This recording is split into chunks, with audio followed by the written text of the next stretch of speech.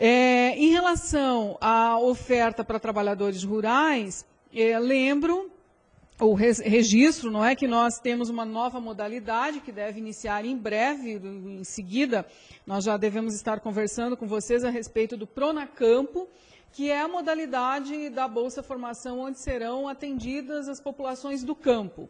Portanto, há sim uma preocupação e um movimento para atendimento específico dessas populações. Agora, se perguntas, Josimar, em relação a seguro-desemprego, a regra é básica, não é? Se o sujeito é um trabalhador rural e tem o benefício, logo ele se enquadra em todas as regras que têm a ver com as regras do seguro-desemprego. A outra questão que nós recebemos é se haverá uma avaliação no curso para saber se houve aproveitamento e, havendo, se isso será critério para cancelar o benefício. Também a Josimar que nos pergunta. Evidentemente tem avaliação, todo curso tem um projeto pedagógico que define a forma de trabalho, a avaliação, agora não para efeito de cancelamento do benefício, né? O que será critério para estabelecer um possível cancelamento do benefício é a evasão de um curso ou a desistência de uma matrícula realizada em um dos cursos da Bolsa Formação. Nós temos aqui outras questões que vêm da Maria Etelvina Leão, que é do Instituto Federal do Amazonas, e também uma questão que vem da Fabíola Santos, que é de Araguaína, do SENAC, que tem a ver com a oferta, não é? Quais serão as ofertas, como que isso vai acontecer. Então, por exemplo, a Maria Teovina está questionando se haverá uma restrição em relação aos municípios. Ela toma aqui como referência o fato de que, quando nós tratamos da pactuação para a inclusão produtiva, o MDS nos sinalizou um determinado recorte, onde a oferta se destinava apenas para os municípios que tinham população maior que 100 mil habitantes. Nesse momento, inclusive, tem uma nova rodada, vamos dizer assim, do MDS, onde amplia esse quantitativo de municípios para aqueles que têm entre 80 e 50 mil habitantes, conforme a região.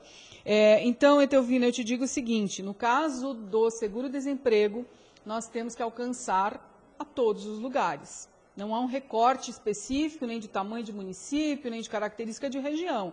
Nós teríamos que atender, ou teremos que atender a todos os beneficiários. Essa é a tese, essa é a regra. A questão é como que nós vamos alcançar, não é, esses beneficiários. Então, acho que essa é uma questão para a gente estar discutindo. Reforço, no âmbito local, por isso, quando a Fabíola pergunta, não é, se não seria interessante delimitar a oferta para cada ofertante, ou seja, cada ofertante atuar em determinadas áreas. Aqui eu também digo, é uma questão a ser conversada lá em âmbito local. É preciso que o SENAI, o SENAC, agora também o SENAR, sentem junto às instituições da rede federal e junto ao CINE, à Secretaria do Trabalho, em particular nesse caso, e mapeiem, se perguntem quem são os beneficiários daquela região que abrange o trabalho dessas instituições, que características têm tido essas pessoas que buscam, em termos de escolaridade, em termos de idade, em termos de ocupação, essas pessoas que são beneficiárias do seguro-desemprego, para que vocês possam juntos definir qual é a oferta adequada. E, evidentemente, que o que nós queremos superar é justamente qualquer risco de fazer oferta sombreada. Não faz sentido, de repente, as instituições estarem oferecendo os mesmos cursos nos mesmos lugares. Por isso, tem que conversar, tem que se perguntar qual é a capacidade de cada instituição, qual o potencial instalado e quais as necessidades daquele lugar, daquele contexto.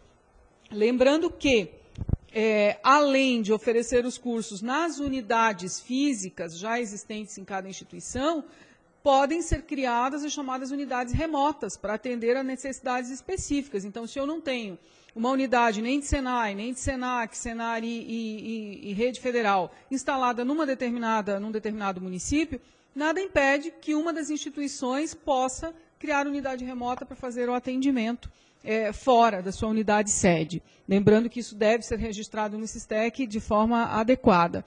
Então, sempre que se tratar, sempre que a pergunta for em relação à nossa capacidade de atendimento, em relação ao alcance que nós teremos aos beneficiários, a resposta terá que ser dada lá na ponta, aí na ponta com vocês, dialogando sobre quais são as demandas e quais as ofertas possíveis. E nesse sentido eu quero destacar que nesse momento, que alguns de vocês devem estar se perguntando, mas como fica essa questão de turma mista, que eu afirmei há pouco que as turmas não serão exclusivas nem para o seguro-desemprego, como é que a gente vai entender essa organização? Então vamos ver o seguinte, nesse momento nós temos rodando algumas modalidades da Bolsa Formação. O jovem, Bolsa Formação Trabalhador, o jovem trabalhador, que é o estudante do ensino médio, para os quais foram pactuadas mais de 100 mil vagas, já temos em torno de mais de 50 mil, entre pré-matrícula e matrícula, já tem mais de 50 mil pessoas interessadas nos cursos. E temos Pronatec Copa, cujas inscrições iniciaram ontem,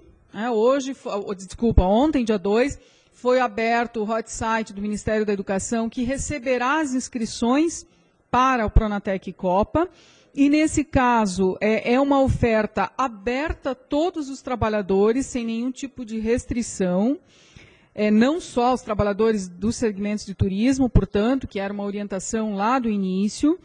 Nós temos abertas as pactuações e ofertas e turmas já rodando da inclusão produtiva, que aí sim, para os quais houve uma definição de alguns requisitos, no primeiro momento apenas os municípios com mais de 100 mil habitantes, e agora na próxima rodada ampliando para um conjunto maior entre 80 e 50 mil, portanto é um recorte, restringiu a oferta em termos de municípios. Temos o soldado cidadão, que também tem uma restrição de oferta, porque ele foi destinado àquelas cidades onde temos tiros de guerra ou temos os quartéis, portanto não será ofertado em todas as cidades do Brasil. E temos agora o seguro-desemprego. Então, qual é a situação nova que nós temos? Necessariamente precisamos ampliar a oferta, senão nós não vamos alcançar determinadas cidades, determinados municípios. Daí a necessidade de cada instituição ofertante fazer uma leitura do que tem pactuado, sentar com o Cine, com a Secretaria do Trabalho, de preferência com os demais agentes envolvidos com a educação profissional e com o emprego, para que se possa fazer o devido ajuste, para que se possa afinar essa oferta para a Bolsa Formação.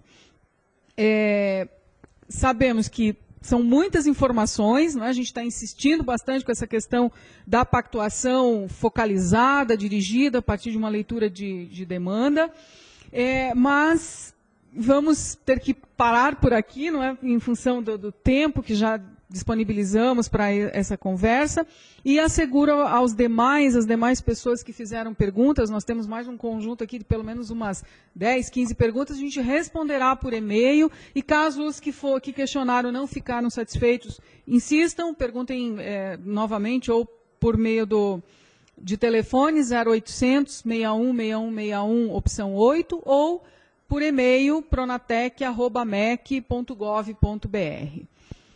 Assim nós vamos encerrando essa quarta webconferência da Bolsa Formação. Agradecemos a cada um de vocês que esteve conosco nesse período.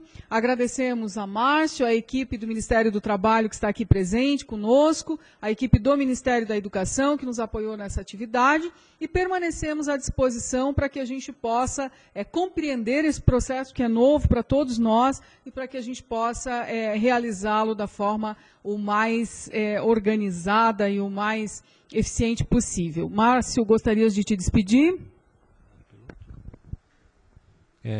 Agradeço aí a participação.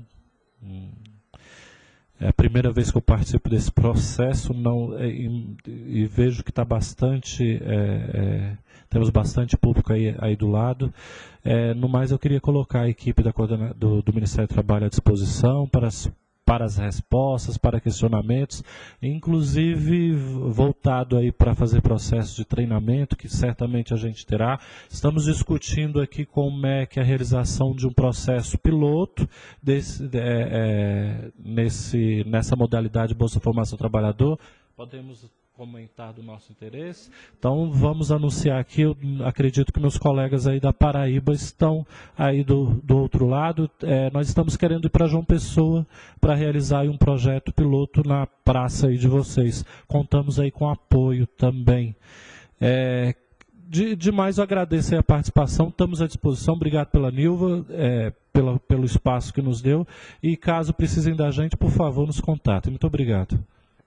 Então, só Só fechando, aguardem, as orientações serão encaminhadas por escrito, todo o conteúdo dessa apresentação a gente, de alguma maneira, passa para vocês por escrito também, e em breve vocês devem receber o calendário que organizará esse processo, especialmente depois de termos experimentado o processo nesse piloto que Márcio citou, e necessariamente após o lançamento do decreto presidencial. Boa tarde a todos.